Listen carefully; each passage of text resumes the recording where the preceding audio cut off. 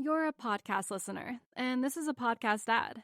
Reach great listeners like yourself with podcast advertising from Lips and Ads. Choose from hundreds of top podcasts offering host endorsements, or run a reproduced ad like this one across thousands of shows to reach your target audience with Lips and Ads. Go to lipsandads.com now. That's LIBSYN ads.com. Hi, I'm Nicole Goodman. And I'm Lauren Mishkon. Every Tuesday, we trial a different self-care practice and report back to you on the results. And on Friday, we are back to explore more from the world of wellness with the latest news, interviews, feedback from our wonderful listeners, and our challenge of the week. Welcome back to Self-Care Club, the Epilogue Show.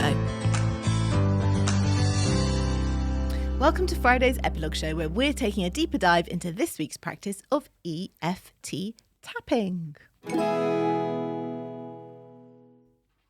So, how are you getting on with this week's practice? Well, I haven't done it since. Okay. But I'm still feeling very good about it. Are you? Yes. Okay. It's definitely going in my top 5 of all-time favourite practices that we've done on the show. Look at your eyes. Look at your eyes. That is a big statement. Yeah. Really? Yeah. Okay. It's going in your toolbox. It is definitely going in my toolbox.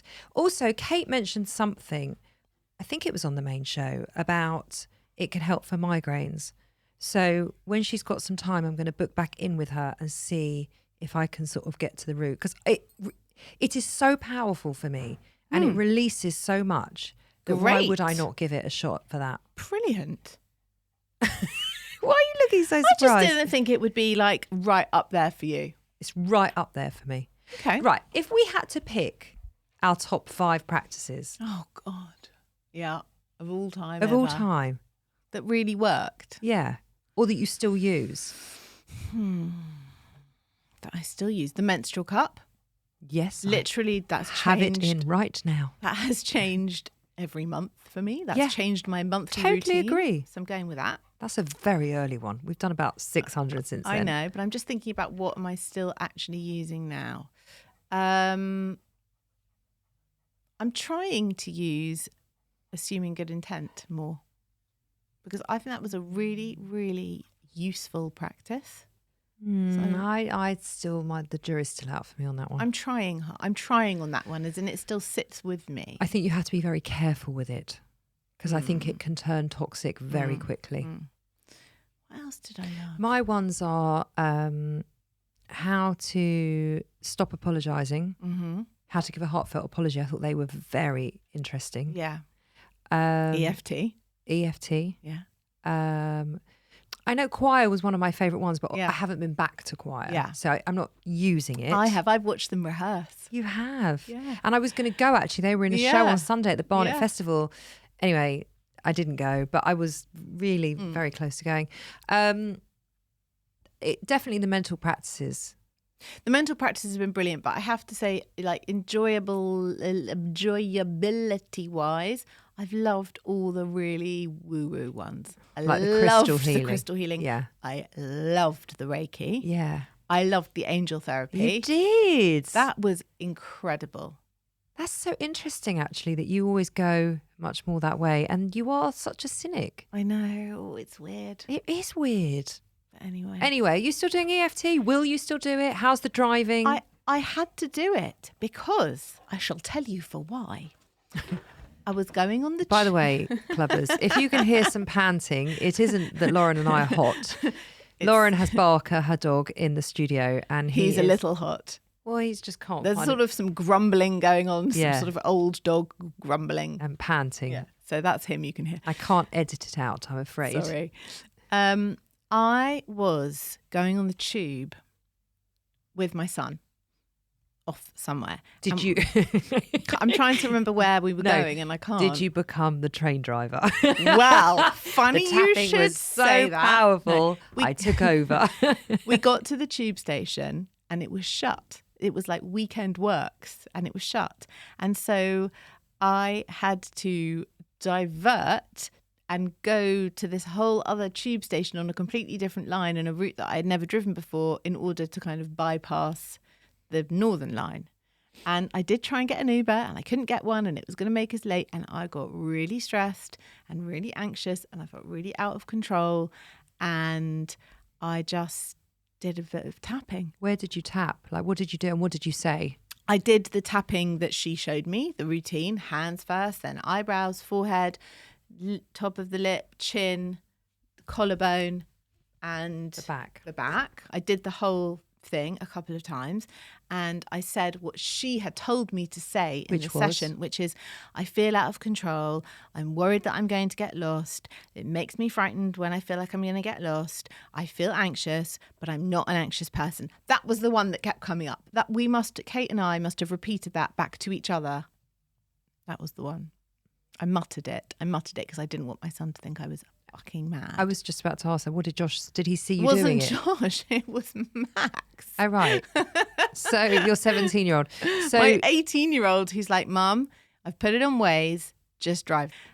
It's the bit about just kind of saying, this is how I feel and I accept myself even though I feel like this. How it feels in your body. You know, that in itself, It's this big. is how I feel. Yeah. And I accept myself for feeling this way for you. Yeah. Is so huge. Yeah, and that's why I think the main show made me so uncomfortable just even going back there and talking about it because, yeah, I'm not an anxious person, but accept this is how I feel now in this moment. And I tapped, and then Kate says, you know, the tapping reduces the cortisol in your body. And it's not, I think what I like about it is it's not positive self-talk because I hate all of that. It's just acknowledging the feelings and then saying them. And that's quite powerful. Anyway, I did it and it was totally fine. That's incredible. I'm so proud of you. Thank you. And it wasn't actually even that it was a fast road or a big road. It was just an unknown route. And I don't like those either very much. Oh, it's all coming out now. But they're the second thing I don't like. But I it was thought fine. you were going to say that you drove the train. I drove the tube. Yeah. I am now a Piccadilly line tube driver, night shift only. I've got the hat. That one would be cool to drive a train, wouldn't it? No, I would not like to be a tube driver. Would you? I'd like to drive one train. I wouldn't. I'd have the fear that someone would jump in front of it. You are very dark. I'm very dark. You're I knew you were very, gonna very say- dark. You are, say because that. for someone that's so fun and so funny, you have a weirdly dark soul. That's where I've gone to. Someone's going to jump in front of the train. Right. Yeah. Kate has been kind enough to come back to the Self Care Club to tell us so much more about EFT, and this is what she had to say. So welcome back to the show, Kate. Thanks so much for our sessions. We just wanted to have a bit of a broader chat really about EFT and the benefits and who you feel it really helps. And I'd also love to know what's the most amazing result you've had since being a practitioner. So here's 25 questions and we Please want them answer all all of them. answered. Oh my goodness. I wish I had my notes here in front of me. I've got like a pile of notes of all my clients. I think do you know what? Each session I always see a shift. Always. There's always something where we start from and we get to the end. And the thing with EFT very often is, not all the time, and maybe I'm sort of shooting myself in the foot here, but we use the number scale. So that's a great test. So we sort of say, where does this start from a scale of 1 to 10? And very often, you know, if someone's picked that, you know, point, they'll say 8, 9, 10. But we can keep going down those numbers by the end of a client session, sort of like a 2, 3, 1, then we know there's been a shift. But I think what happens is so a lot of clients don't think they're going to be able to release something. They think that it's so big and it's so deeply penetrated that they don't think they're ever going to let go of it. And then actually they release something and all of a sudden they've got a massive perspective shift and they go, wow, like, I can't believe I've done that. Like, they have done that themselves. I've just facilitated it. I've helped them. I've guided them with the tapping. I've kind of asked some questions. I've got a bit curious. I've dug a little bit for them. But inevitably they bring out that wisdom themselves. They'll always have the answer. They'll always be able to kind of go, oh, well, actually, why have I always been thinking that? There's no need. Like, that's someone else's story. That's someone else's belief that I've been holding on to. Yeah. Or that's the old version of me, and I'm, transitioning into a new version. So it's never like I've done anything. It's just, help them. So sometimes the shifts have been very gradual, and they kind of, a couple of sessions later, they go, you know what, I've not thought about that for weeks, and I've not even noticed that I've not thought about it. Or they go, I can't believe, like, it's gone, that's just gone. So I love it. I just love it. Each session I have with a client is always magical if I've used EFT. I love it. Oh. And you'd say everyone benefits in some way or another from it?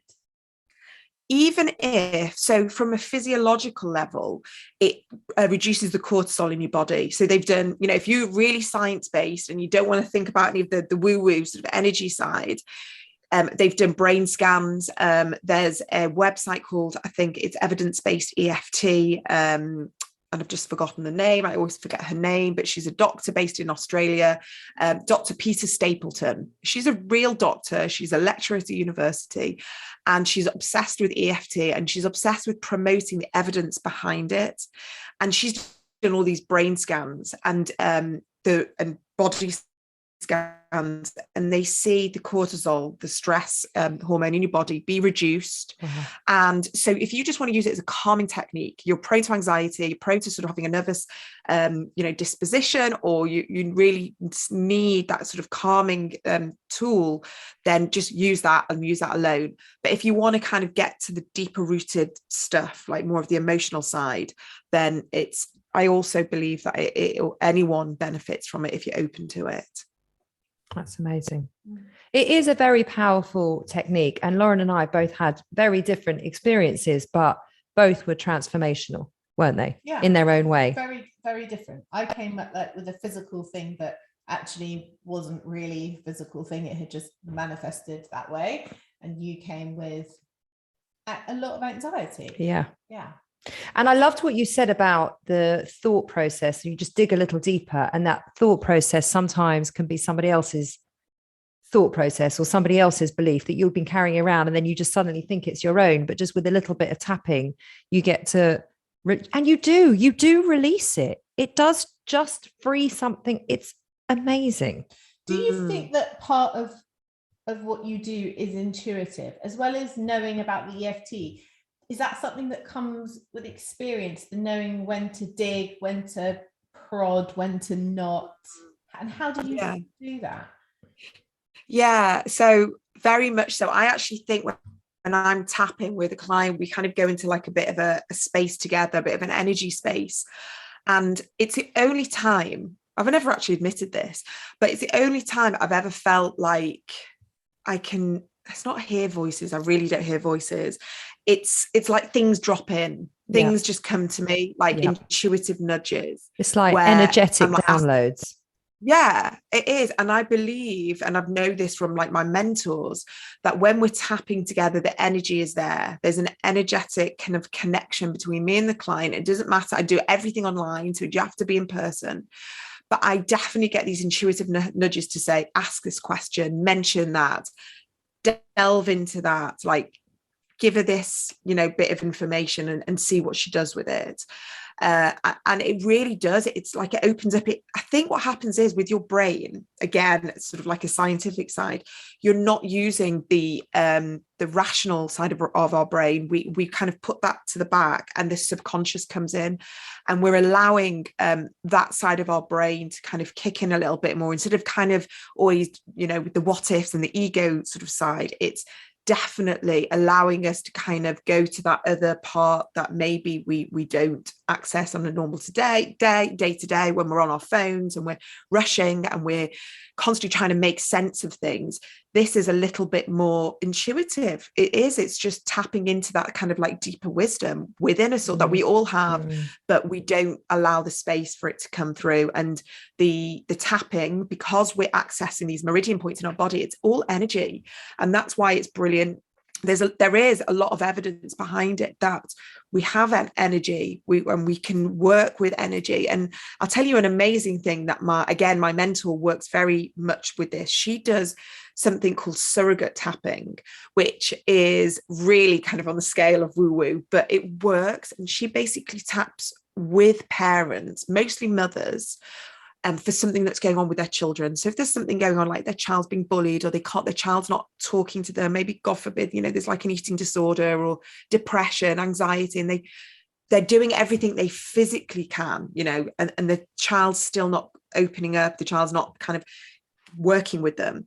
They tap with the therapist taps with the mum, and the mum kind of talks energetically to the child. I know it sounds really weird, but it releases something with the child. And there's that energy connection. And she has hundreds of people, testimonials saying, I don't know what you did, but for the first time ever, my daughter talked to me. The first time ever we had a conversation. For the first time ever, she didn't lock a door that night. And, I get goosebumps when I talk about it, because I've done it with clients where there's been something going on with like a husband, or, similar, or a friend, or there's been like a toxic relationship, and they're able to, whether that's their thing, they drop the thing, and therefore that kind of pressure's not there, or something's just happened, there's been some form of connection. And that's why I love it, because it's a very empowering tool. It gives you back the power. Instead of having to always put on someone else for them to change, we're doing the internal work, we're doing it ourselves, so then the energy goes out to those around us as well.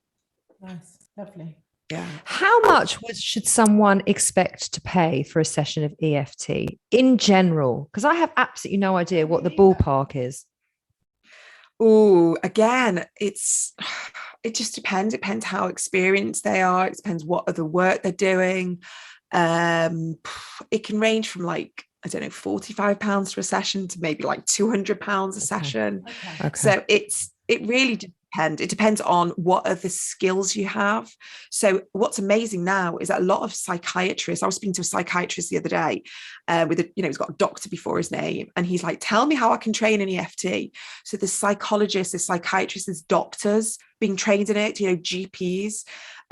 People who specialize in chronic pain, people who specialize in really amazing, like complicated areas, but they are recognizing the power of the energy side. They're recognizing how they've tried all other modalities, but it's the tapping that really works.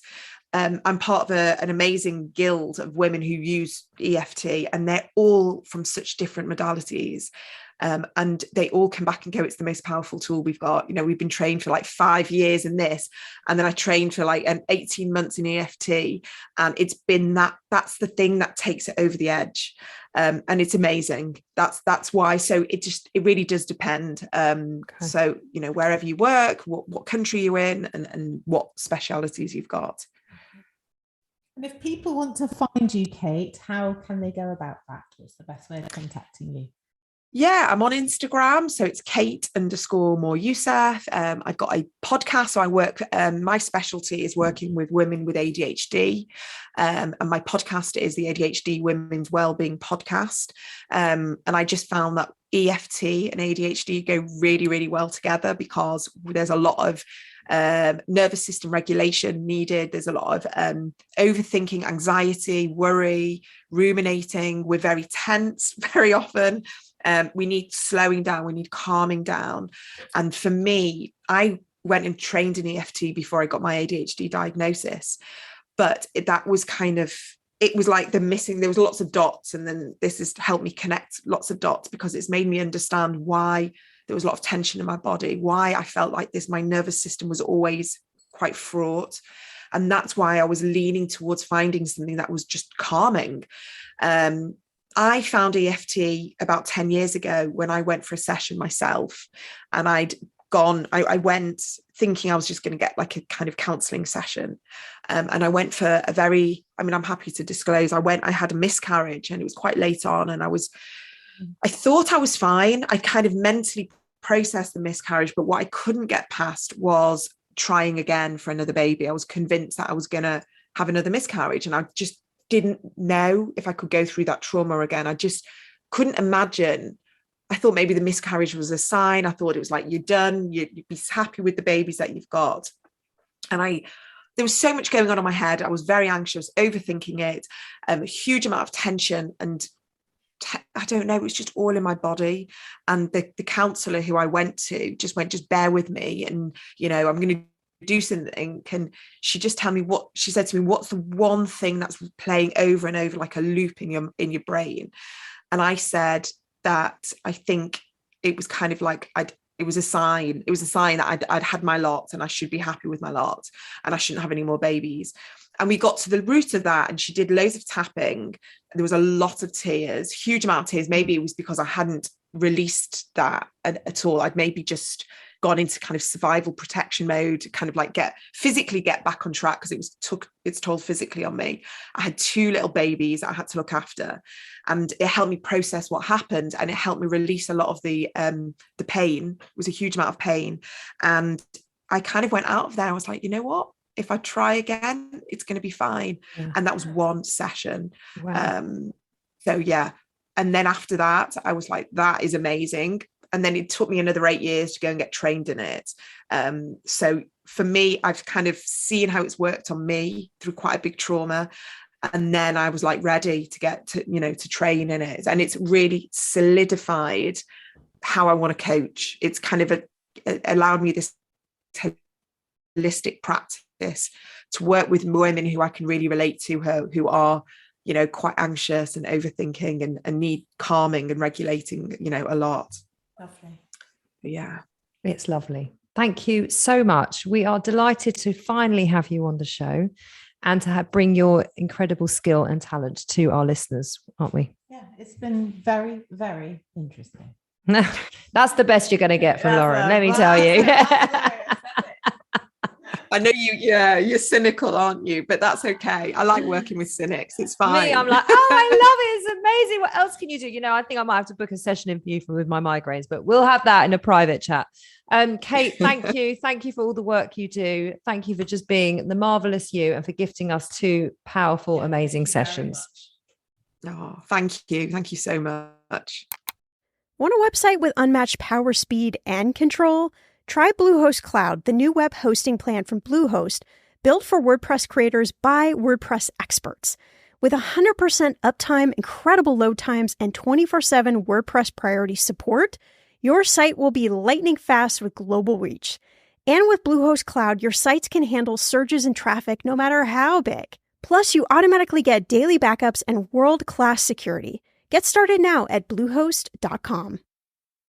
You're a podcast listener, and this is a podcast ad. Reach great listeners like yourself with podcast advertising from Lips and Ads. Choose from hundreds of top podcasts offering host endorsements, or run a reproduced ad like this one across thousands of shows to reach your target audience with Lips and Ads. Go to lipsandads.com now. That's LIBSYN ads.com.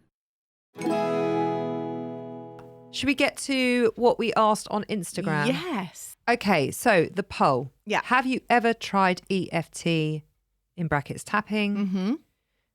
Want to hazard a guess? Oh, we had loads of responses. Like, I would say 20% of people have tried it. Oh, shush. Is that right? 20%. 20%. I swear I didn't look. Look, 20%. I swear I didn't look. That's great. Okay. It's not a lot, is it? Not even a No, quarter. but I wasn't expecting it to be high. Were you? No. Anyway, a lot of people said that and then I asked for any other thoughts on tapping that they'd like to share. Mm-hmm. A lot of people said they'd never heard of it. Lil J _Rose says loads of rubbish. Poppy Hall says, what on earth is it? Bark21 says, I heard tapping can help with hunger cravings. Interested to hear about this. Not sure. Yeah, we did mention that on the main show. Did we? It can help with cravings, yeah. Okay. Daisy says, I used it during the first lockdown. I read up on it after my daughter had learnt it in school. Cool. Don't know if she liked it. Funny, Camilla says, I just Googled this yesterday after being recommended it a few months ago. I never got round to it, but here it's good for anxiety and calming down the nerves. Yes, it's very good for that. So I hope you've heard the main show, Camilla. Rachel says she's heard amazing things, but she's skeptical of anything to do with meridian lines and chakras. Oh, why? Why are you skeptical? Why, Rachel? Why? Tell us Maybe she more. doesn't believe in them. What, meridian lines? I mean, we've had a lot of meridian line chakra shit done to us in the course of this podcast. we should haven't put that we? on a t-shirt. That should be part of our branding. We've had a lot of meridian chakra shit done on us. We have. Loads. Wouldn't that be a good slogan? Yeah. I mean, it might need a little top and Not tailing. loads. Quite a few. What else have we done? Only the Reiki, the crystal healing. That's it. The Cupping. Is that meridian lines? No. no, the thing we did with Natalie, Who's Natalie? the angel reader, the angel lady. She read our cards. She did a tarot reading. Yeah, that was to do with chakras. No, it wasn't. It was. No, it wasn't. Mine was. Well, mine wasn't. Oh. I think we should. I think we. This is the beginning of meridian line chakra shit. I don't know if there's anything more to try. Oh, come on. You love it. Acupuncture. I don't like acupuncture. That's all. That's weird because we were talking about that in the gym this morning about acupuncture, and I said, "Oh, we should try that on the show." I hate it. I love it. Mm. What do you hate about it? I find it so I've deep. had it loads and loads of times The for minute things a I needle can't goes fix in. anything else. And Well, like your shoulder and stuff. yeah, I had anyway, it's boring, but I've had it many times. We had an email in from Nicole. She says, I absolutely love it. I was off work about 14 months ago due to mental health and my manager suggested it to me at first. I was a bit like, what the fuck is this? But as we work in mental health, I thought I'd give it a try. Could just be a coincidence, but I went from not being able to leave the house or speak when out the house to being able to go to the shops within 2 weeks and was back in work after 4-5 weeks and I still do it now. How is that Wow. a coincidence? Wow. Isn't that a wow? And That's- also, can't be a coincidence, Nicole. That is totally, I'm telling you, this shit is the shit. That's like, I mean, that is life changing. Totally For her. life-changing. That's incredible. And I'm glad you're so much better as well. Can I tell you something else? Yeah. I actually contacted somebody about becoming an EFT practitioner. I mean, I am stunned by this news. Why? I just am. It's a big thing. Well, it is and it isn't, because it would very much complement my coaching Yes. and very much help my clients. Yes. And I think it's a lovely extra tool to have in your tool bag to be able to get better results for your clients. And you really believe in it. So, I really, really love it. wow. Yeah. Watch this space. I know it's like you and the Reiki. It is like me and the Reiki. Yeah. But, you know, I got a bit funny about you doing the Reiki, didn't I? A little bit. Did you get funny? We don't have time for you to be doing Reiki. Bark. I got bark chat. We Bark. don't actually have time for you to be doing Reiki. Well, then we don't have time for you to be doing it. No, but I'm doing the coaching anyway. So to me, it does not any extra time, is it? The Reiki would have been a whole new career. That's the difference. Let's not quarrel. Oh, why? The clubbers love it. Thanks for being in touch, clubbers. Please keep your messages coming in to tell us your thoughts and experiences on the week's practice and any practices you would like us to try. You can email us at hello@theselfcareclub.co.uk. You can find us on Instagram at selfcareclubpod. You can find us on the TikTok and YouTube. It's not the. Are you doing that to wind me up? It's not the TikTok. It's just TikTok. It's not the YouTube. It's just YouTube. And we have Are you saying that to? Yes, you're saying it to annoy me. We have a website on the World Wide Web, the interweb. You go on to www.theselfcareclub.co.uk. That's our website. It's on the internet. You won't have to use dial-up. You can just do it. Yeah, And but- if your mum's on the phone in the other room, you can still go to the website at the same time. Everyone listening, because Yeah. they're much younger than us, They don't know what that you're means. talking about. So the dial-up used to make a very funny noise. And it used to take about a minute and a half to get dial onto up. the internet. And then if your mum picked up the phone, it would trash the connection. Yes, Yeah. yes. And you'd be like, I'm on the internet. So you could only do one thing at a time. That's so. And do you remember? Imagine it taking 2 minutes to get onto the internet. It was a big old deal. Yeah, it was, and it used to make a really loud noise. You know, like an MRI noise. Yeah. Didn't it? Josh asked me the other day, but when you didn't have the internet and you needed the answer to a question, what did you do? I said, you looked it up in a book. Yeah. Or you asked someone who Yeah. knew. So funny, isn't it? Yeah. We had all the Encyclopedias. Britannicas. Yeah, Yeah. that's what we did. I basically learned everything from those. Right, well, we're going to take a short break, and we're going to be back here for our wellness newsflash.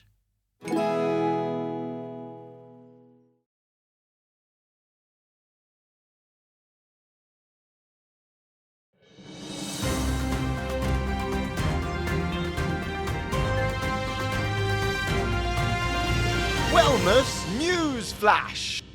Okay. This week's Wellness News Flash, it's from the Wall Street Journal. Well, funny, because in the break, I asked you about the Wellness News Flash, and I said to you, did you see that very important story that broke this week about antidepressants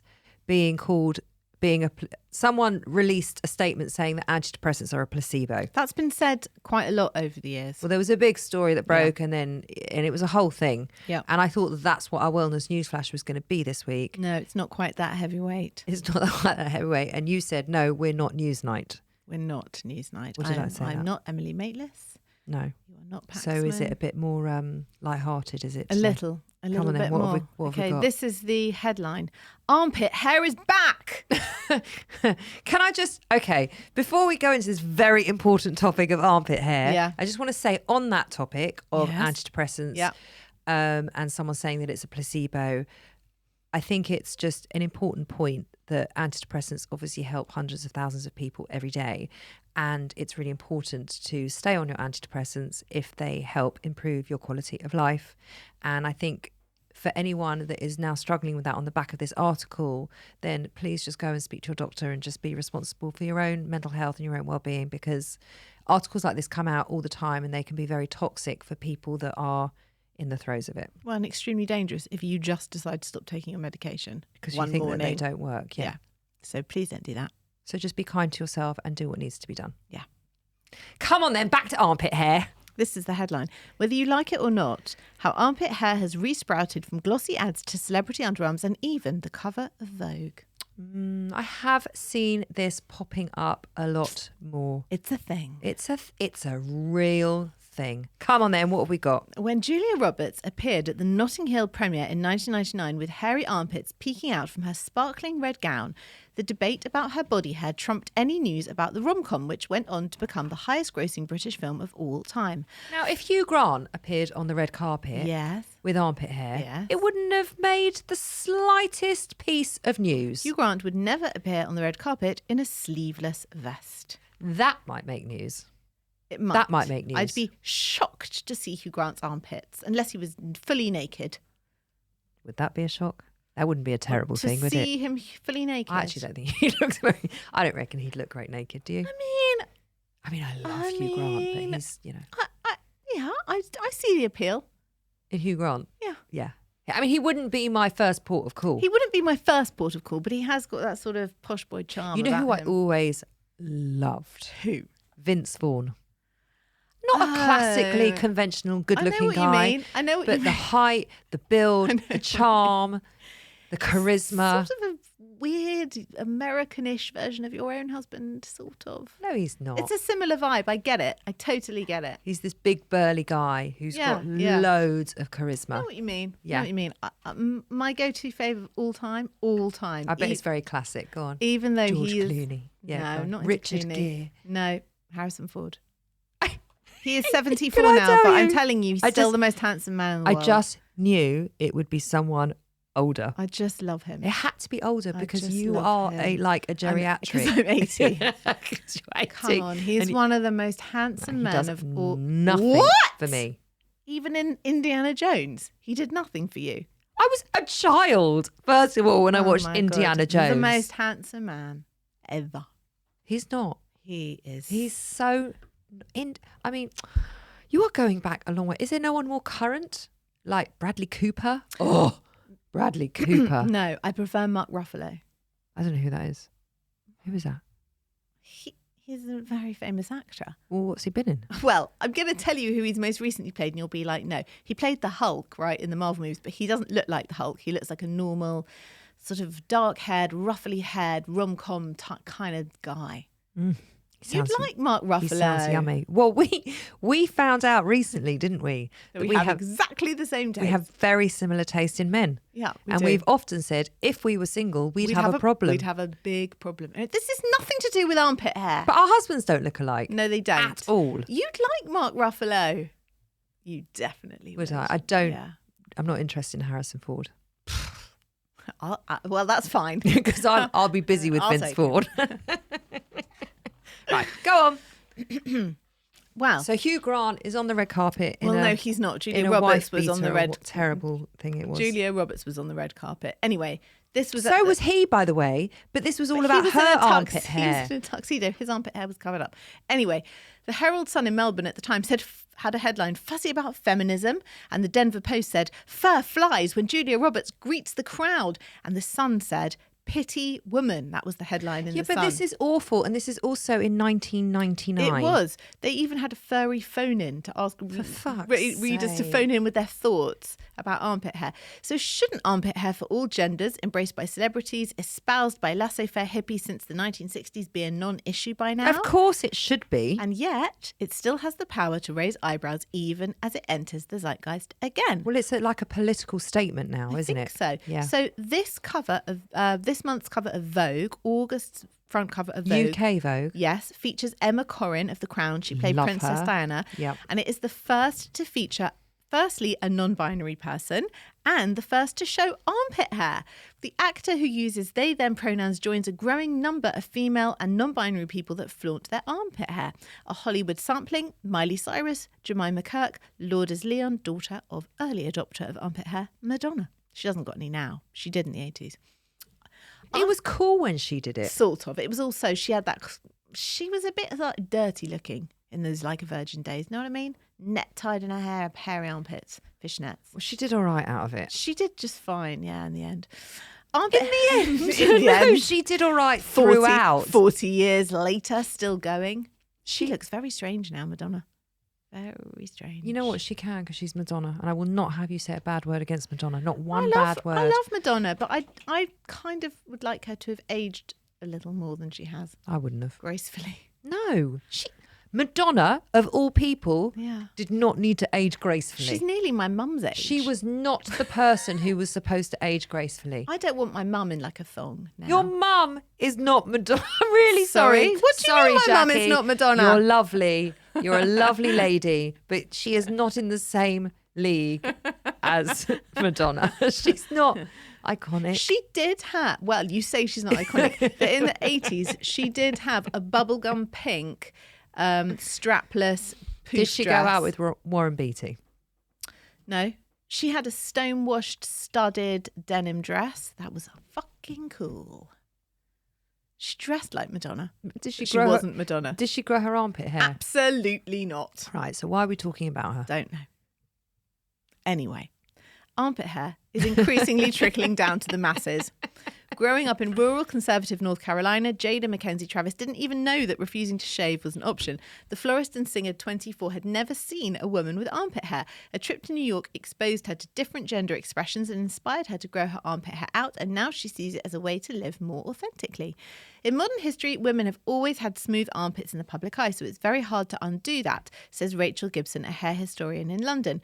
Miss Gibson says that people of all genders have been removing body hair since prehistoric times, with devices as crude as tweezers made of shells in the Roman days. I'm wondering how a hair historian makes money. Well, I would imagine that she is sort of brought in to maybe curate exhibitions at the V&A where there's wigs, or maybe TV shows like Downton. What was the hair Or of she the could be like a time? consultant in the theatre for a period Yes. drama. Precisely that. So she's a consultant. I would so she's say really so. a hair historian consultant. We've decided that's This what is she your does. job title now. Okay, Rachel Gibson. Nicole's decided you're not a hair historian, you're a consultant. I'm just wondering if that's like an avenue I could go Well, down. I think her job is hair historian, but she is brought in to consult. You reckon that's what That's her happens? official title. If she ever listens to this, please get in touch with us. Oh, and let us Rachel know. Gibson, please let us know. Anyway, she says that body hair's unsavoury reputation can be seen throughout history of art. It's been removed from paintings and statues of nudes for centuries. And similarly, Emma Corrin's armpit hair on the cover of Vogue does appear to be blurred, implying that the nitty-gritty of armpit hair is still indecent.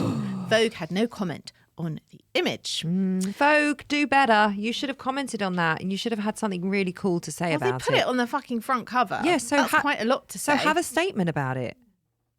Or I think it's always cooler not to have a statement. Just here's the front cover of Vogue with a non-binary person with armpit hair. No, you're right. And make your own conclusions. Yeah. I don't need to tell you how to think. Think of it yourself. Yeah. Aside from a spike during the second wave feminism of the 60s and 70s, the clean-shaven look has held fast until now.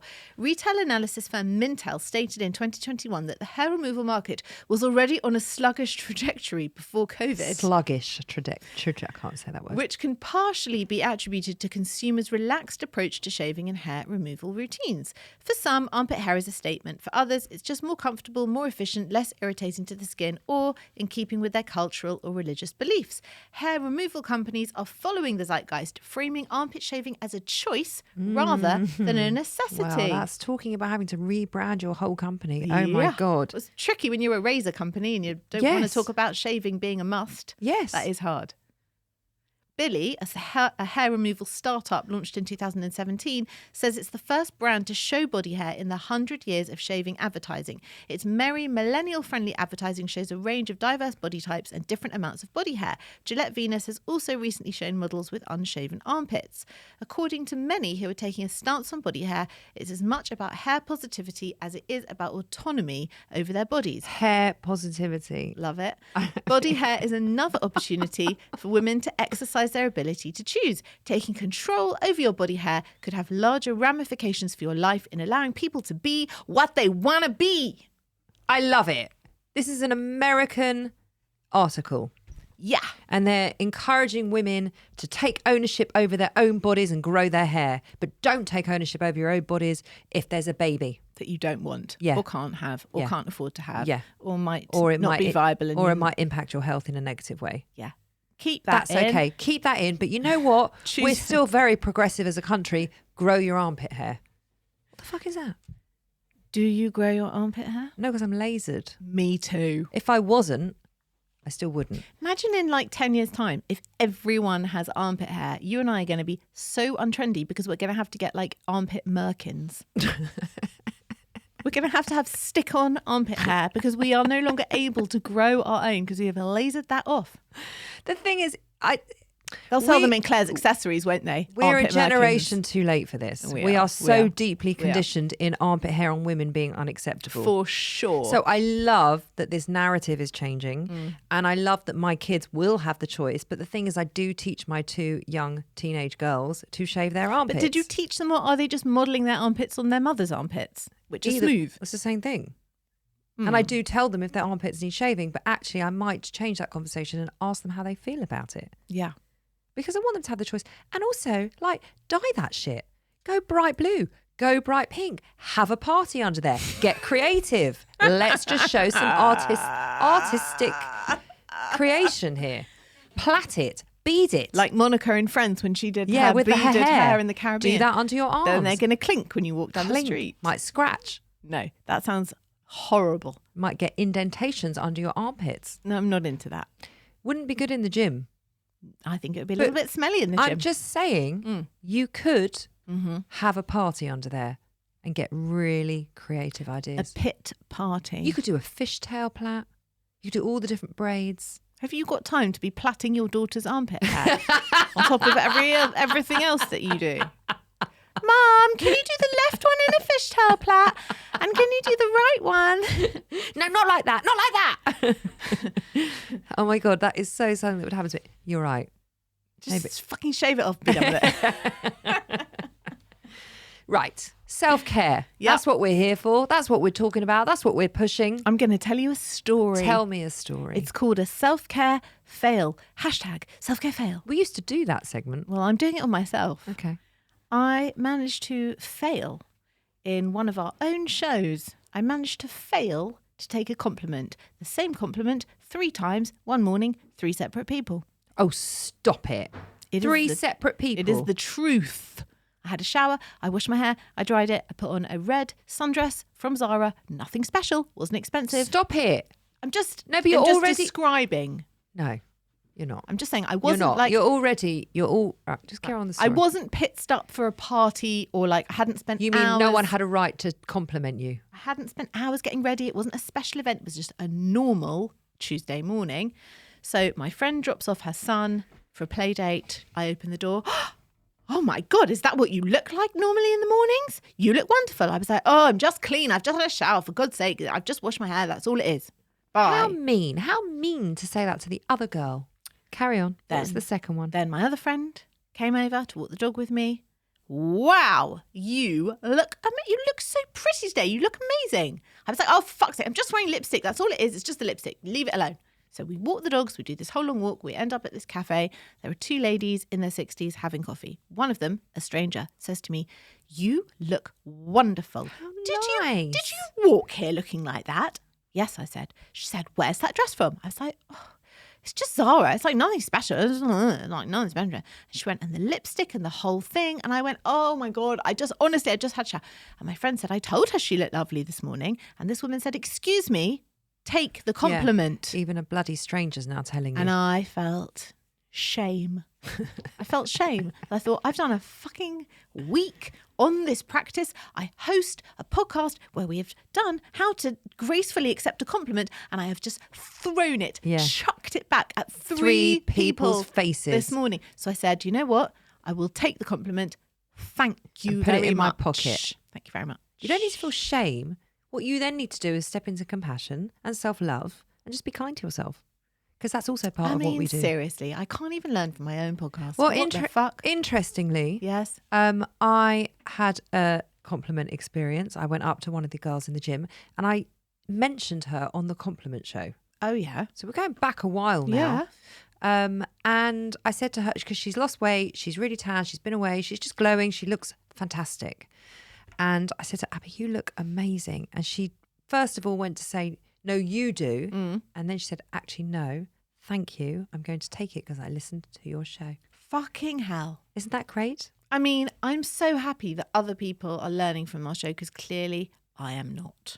Well, you have. Well, I have now. Only after being told off by a stranger in a cafe. Have you learnt? Because that's interesting, because when you walked into my house this morning and I said, "Oh, your hair looks nice," and you went, "You taking the piss?" I thought you were taking the piss because I had stepped out the shower, and apart from my fringe, I had not had the time to be able to blow dry The it. shower seems to be very prevalent in you Well, it just accepting seems to be a like compliment. when I very If occasionally I've had a shower, I will not accept a No, compliment. because I think it's like when I shower, people clearly notice that I look very Because you clean. don't like to shower, do you? I don't like to do it every single day, although in the summer I do.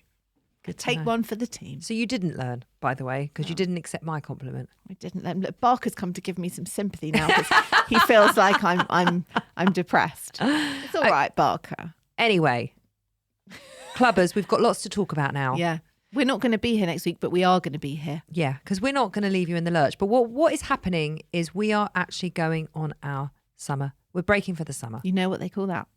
Summer break. No, self-care.